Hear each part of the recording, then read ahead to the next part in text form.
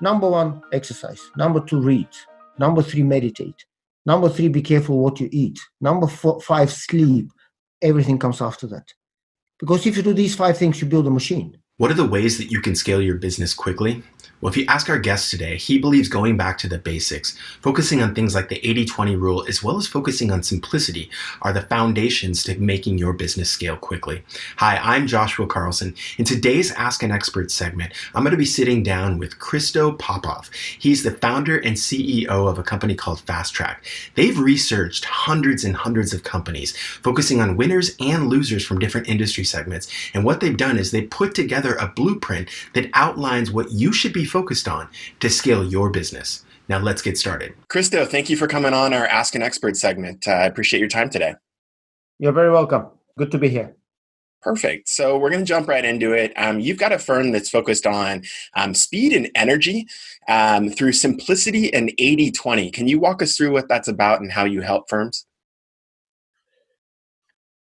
We have done a lot of studies of companies all over the world, and we've been trying to understand what is the difference between winners and losers, and why some companies are ridiculously successful, while in the same environment, other companies suffer. Okay. And we have identified three interesting elements. The first one is for the successful companies, the guys managing the business, they are not striving for work-life balance. Okay. They take it personally. So it's personal. Yep. Number two, these companies somehow manage to generate energy and speed. Okay.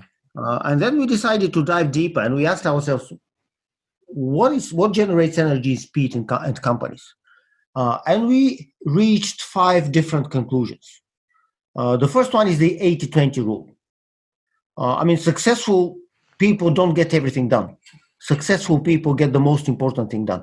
And if you just think about the 80-20, 20% of your effort give you 80% of the result. Right. If you master this, you go to the office tomorrow, you work 1 day a week, and you're going to get 80% of the job done. We think this is the ultimate efficiency hack. Okay. And a lot of companies are obsessed with doing efficiently what should not be done at all. So our thinking is, before you have crystal clarity of what is the 20%, don't make a move. Okay. Because most likely this move will be inefficient. So number two is simplicity. Simplicity is the ultimate sophistication. And what is sophistication? Sophistication is not when there is nothing to add. Sophistication is when there is nothing to remove. Okay. You cannot be fast if you're not simple. Right. So if you bring only these two elements together, 80-20 and simplicity, I can promise you your business will operate faster. So these are the first two out of the five principles of energy and speed. Okay. And I saw somewhere you guys talk about not only helping organizations, but helping people. How do you look at applying these to individuals as well as organizations as a whole? It's very simple. Now, I've done a lot of studies in some of the best business schools in the world, and I work with big blue chip companies like McKinsey and Shell. And at the same time, I was obsessed with the idea of personal development, personal efficiency. Okay. And I'm surprised that big consultants, big companies, big business schools don't talk about it. And if you think about it, a company is a group of people. Right. The company can never outgrow the people it has. It's like a school. A school is only as good as the teachers in the school. Sure. So if you want to grow the company, grow the people. 9 out of 10 times, the people are the bottleneck of the company. And if you don't have efficient people on a personal level, you cannot have an efficient company. So we went on a journey to study efficiencies of companies and efficiencies of people. And what surprised me is the commonality. The principles of gaining personal efficiency are absolutely identical with the principles of developing an efficient company. So Okay. there are only three boxes. There are only three boxes. Number one is energy. If there's no energy, you have nothing. Sure. Energy is the capacity to do stuff. And we split energy in two parts. The first one is the engine of the car, how much energy you have in your body, in your mind. Mm-hmm. And the second is the steering wheel. This is the mental energy. So the first box is energy. The second box is the action. Okay. Once you have the energy, you have to apply it into doing stuff. And action has two elements. Do you do the right thing? This is the 80-20. And do you do it in the best possible way? So box Simplicity. number 2 is action. And box number 3, whatever you do today, I can promise you tomorrow you can improve. So box number 3 is your ability to reflect on yourself or on the business, learn out of it, and improve. So these are the 3 boxes: generate energy, the right action in the right way, and learn out of it. The first 2 are one-off, the second is an ever-going process. And you'll be amazed how equal the application is, and the techniques and the methodologies are on a personal level and on a company level. So we are obsessed with these 3 boxes, and we try to figure out how to do it better on a personal level and a company level. Okay. Well, so let's talk about organizations that are struggling right now. What are some things that you see organizations doing well, whether that's pivoting, and what are some things that you see organizations are still struggling with because they're not maybe doing that reflecting that you're talking about? We play a game called capitalism. And this game is driven by one simple law, and it is the law of supply and demand. If there is demand and not enough supply, it's a nice place, go there. If there is a lot of supply, not enough demand, it's a bad place, run away as fast as possible. Right. Most companies forget this simple rule. So where does demand come from? Very simple, from your customers. And we need to be clear, when you're afraid from the virus, you're afraid for your life. Mm-hmm. When you're afraid from the crisis, you're afraid for your spending. And spending is driven by your confidence.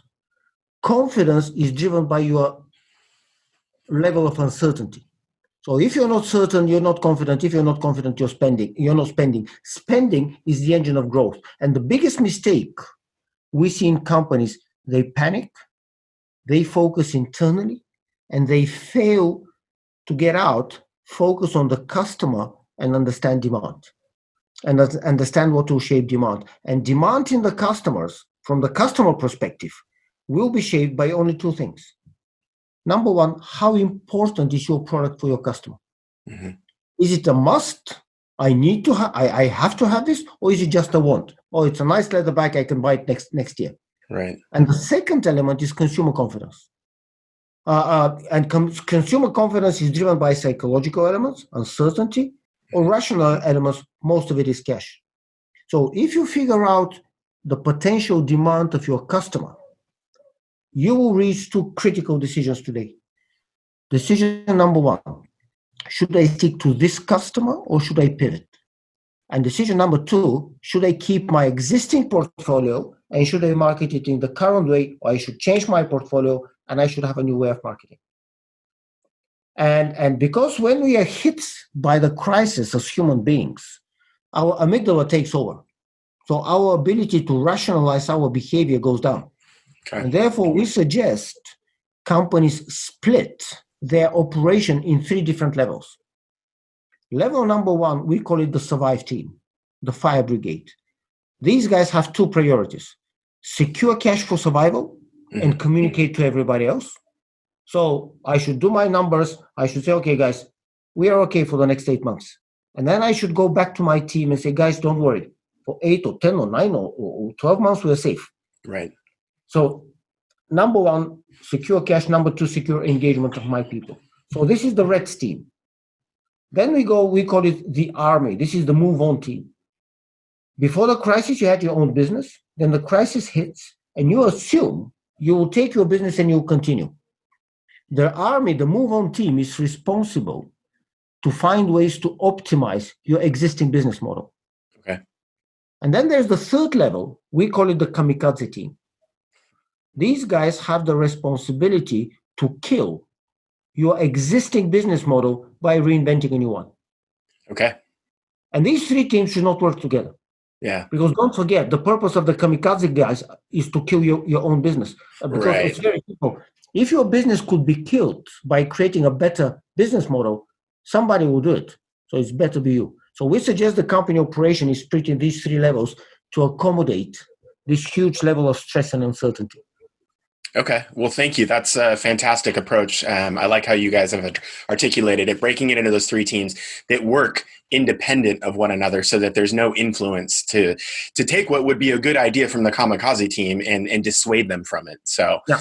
Um, so I gave a webinar a while back, and one of the data points that I referenced was a McKinsey study, and they were looking at the impacts of what the health impacts and how we, social distancing, how effective that is, and then what is the impact of the economic stimulus.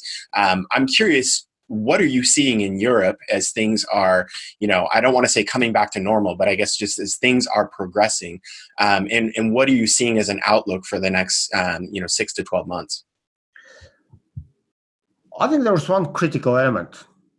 The number of predictable elements in this crisis, I think, are bigger than people expect.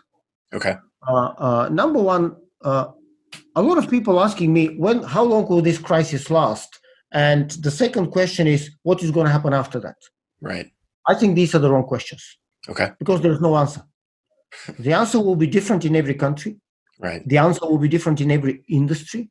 And what is most fascinating, the answer will be different for every company in every industry. We work with a number of companies in the same industry, in the same country. They perform completely differently depending on the behavior of the management.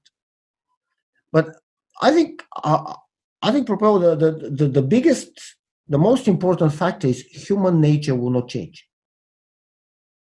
It will take much more than locking us down for 2 months in our houses to change human nature. And human nature will be the main driver of consumer behavior in the next 4 to 5 years. Okay. Let me give an example. Just imagine the Second World War. And maybe your family is killed in front of you. Your house is destroyed. Your city is completely destroyed. You don't have water, you don't have electricity, there is no food, there is no job, nothing. Mm-hmm. 2 months, 2 years after the war is over, consumer behavior is back to normal. So if you think 2 months will change our behavior, I think this is completely wrong. So understanding human behavior, I think, is critical. And also we see 3 different industry patterns. Some industries are now slowing down, but they will come back. Okay. Tourism will come back one way or another. Right. Travel will come back. Yes, business travel more slowly than leisure travel. Some industries are slow, and their decline will continue. Retail. We believe retail will never be the same again. Right. Retail will be completely transformed. But this is not the virus. This is not the crisis. The crisis is a propeller. It's technology. Right. Technology is shaping the way we buy stuff, the way we use stuff, the way we get information about stuff. And some industries never stopped. I mean, one of our customers is the biggest internet fashion retailer in Ukraine. These guys, for the first quarter of this year, they did more sales than the whole of last year. Wow. So I personally believe we are exaggerating the impact of human behavior in the long run. So if you understand human behavior, you'll be able to understand demand. If you understand demand, you'll figure out how this crisis will play out. Okay. Well, I'd like to pivot. You have another organization that you founded a couple of years ago that I think is really prevalent right now, ETHA, that is focused on, well-being, body and mind. Could you tell us? Well, actually, I'd be curious on the genesis of this. Where did this come from? And then we'll ask a few more questions. I spent a lot of time studying Eastern philosophies. I lived in an ashram in India for 1 year. Okay. I was studying Vedanta and Zen and Buddhism. And at the same time, I come from the Western world. I come from a communist country, and then I became capitalist. And I'm very intrigued by the Eastern approach to health and well-being. The Eastern philosophy has a very holistic approach. Mm-hmm. They treat your whole body as a system. In the West, some of the big Western beauty companies, they are trying to say to us, you put this cream on your face and your skin will be glowing. Right. They don't tell you that if you smoke a pack of cigarettes, if you sleep 3 hours a day, if you drink like fish, you can buy the best cream on the planet. It's not going to help you. Right. So what we are trying to do with this company, we are trying to understand Eastern philosophy and approach to well-being. and beauty and apply it to our Western day-to-day problems. Busy life, stress, toxic environment, and we think there is a tremendous possibility to improve our lives by studying these Eastern philosophies. So this is where it all came from, and we believe in for well-being and beauty you should have a holistic approach, and we also believe there's one judge who never makes mistakes in the world, and this is nature. So the closer you get back to nature, the better chance you have to have a more healthy and more beautiful life. And we think Eastern philosophies are very sincere and very deep and very comprehensive in understanding this. I'm also extremely pissed off by the way big corporations treat us. Okay. Let me give an example. Olympic Games.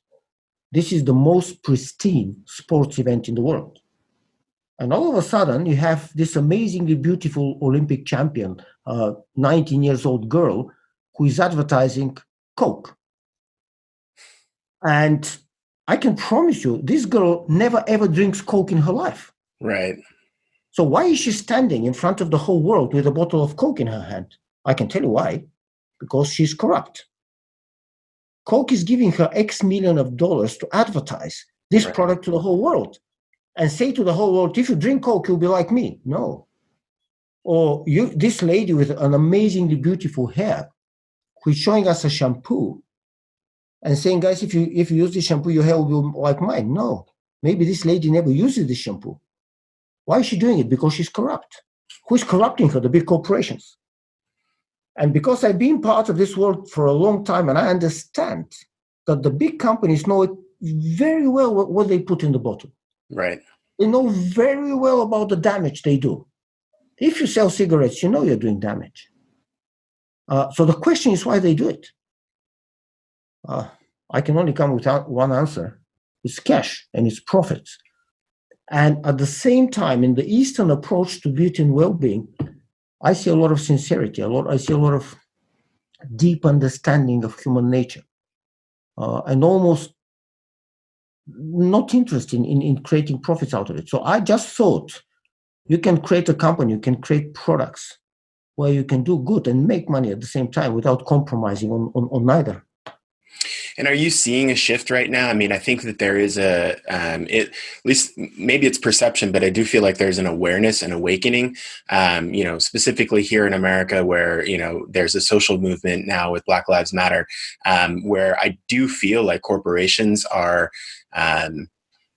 maybe they're not sincere in it, but they are at least making initiatives to be more focused on community, to be more focused on what kind of impact their corporate structure, their products, or their services have.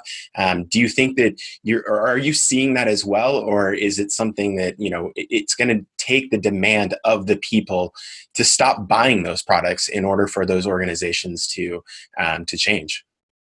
I don't know the answer. Okay. I personally believe it's a matter of education. And the more educated people are, the more aware they will be that what we consume, what we put in our stomach, what we put on our hair, what we put on our skin has a tremendous impact on the quality of life we have. But it's an uneven fight. Right. Let me give an example. My daughter is 12 years old. Like any 12 years old teenager, she has her heroes. And these are all the Instagram celebrities and the pop stars and all that. Mm-hmm. And all of a sudden, she sees her icon advertising Coke. So this big company, they pick up the best directors on the planet. They pick the best music writers on the planet. They pick the best artists on the planet. And they create an amazingly beautiful commercial. And my daughter goes on YouTube and she sees this commercial. And everything is right. I mean, beautiful music, beautiful people. She tastes the product. The product tastes fantastic. And against her, she has me. And I think to my 12-year-old daughter, please don't drink water and sugar because it's not good for you. So who do you think will win the fight? Who do you think will win the fight? Right. So we need to, for the last two years, 10 million kids died because of starvation, malnutrition, and lack of medical support. Can you imagine this? For 2 years, 10 million kids. Do you know that if you take the advertising budget of the top three, the advertising budget of the top three FMCG companies, you will reduce these deaths by 85%? Have you heard anybody locking a country, not to mention locking the whole world, to save the lives of 10 million kids, 5 million per year? So I really cannot make sense out of it. You guys in the US, you spend 733 billion on weapons every year. So how do you make sense out of this? I really don't know. And at the same time, we know that it doesn't serve anybody. It really doesn't. Does it serve you? Well, it doesn't serve the common people. It doesn't serve the common people. And Right. so that's why I don't have the answer. I see the desperate need for us to tackle these issues. At the same time, I see the people who can, they have no incentive to, because they are the guys who benefit out of not tackling these issues. Right. And this is one of the main reasons why we came up with this ESA project. Because we want to say to the big guys, listen, yes, we can have good products. Yes, we can make money, and we can be 100% transparent. We can be 100% sincere with the products we make. Well, I applaud you for that, because it does feel like it resonates. And I want to echo the sentiment that you have, which is there needs to be more awareness from individuals to realize what they're being subjected to from a communication standpoint. I mean, to your point with your daughter, that's a great example. But it happens to me, and I'm 43, right? So it's not limited to just the youth. We have to realize that transparency is not something that's given to us. We have to seek it out. So I appreciate what Ethos is doing. So is there anything else that you think is important that we haven't talked about today that businesses should be aware of and focused as we move through these challenging times? I really believe if you want to master a business, it is the same as if you want to master yourself. You need to improve your own self. And it's all about creating energy. And it's all about being obsessed with the idea of improvement, improving yourself. Jihad is the conquest of the self. Leonardo da Vinci says there's no bigger or smaller victory than the victory of the self. So we all have the obligation, I think, first to understand ourselves. What drives us? What gives us energy? What are our strengths? And then try to operate a life where we spend most of the time on our strengths. Because if you do what is a strength, it gives you energy. Right. And unfortunately, we leaders a lot of time don't understand this. If you come and work in my company, in the job description, there's one element that is for everybody. You have to go to the gym every day. Okay. It's part of the job description. Because I'm sure you have noticed your head is is linked to the body. It's a system. Right. A lot of people use the body only to transport the head. So I think we as leaders, we have the obligation to give people the opportunity to take care of their body and of their head at the same time. So this is sleep, this is nutrition, this is exercise, and yes, study marketing and study finance and study technology and IT, but all these two things should be put together. And this is our obligation as leaders, especially when we have young kids coming to our companies. Well said. I think you mentioned it earlier when we were talking about people and organizations. I do think that, it's important to focus on both, but if you focus on the people, if you focus on yourself, it makes the organizational challenges so much more easy because you are the organization. And so if you can refine yourself, if you can refine your team, then you will see, X improvement as you look at whatever challenges are in front of you. That's why I say to my guys, your top priority for tomorrow always is go to the gym. I mean, because your life is like a boat in a bay, and the different boats are the different projects in your life. This is your family and your friends and yourself and the business. But what is the tide that raises the water with all the boats? It is yourself. Right. So if you take care of your body, if you take care of your mind, you have an impact on your whole life, on your business, on your family, on your kids, on everything. So that's why I always say to my guys, number one, exercise. Number two, read. Number three, meditate. Number 3, be careful what you eat. Number 5, sleep. Everything comes after that. Because if you do these 5 things, you build a machine. And this machine will serve you for the rest of your life. You'll be a father, the machine will serve you. You'll be a friend, the machine will serve you. You'll be a manager, the machine will serve you. So build your own machine first before you do anything else. Well said. I appreciate this enlightening conversation, and I look forward to hopefully having you back on down the road, and wish you the best for your family and as well as your colleagues. Thank you. Thank you very much. Thank you very much.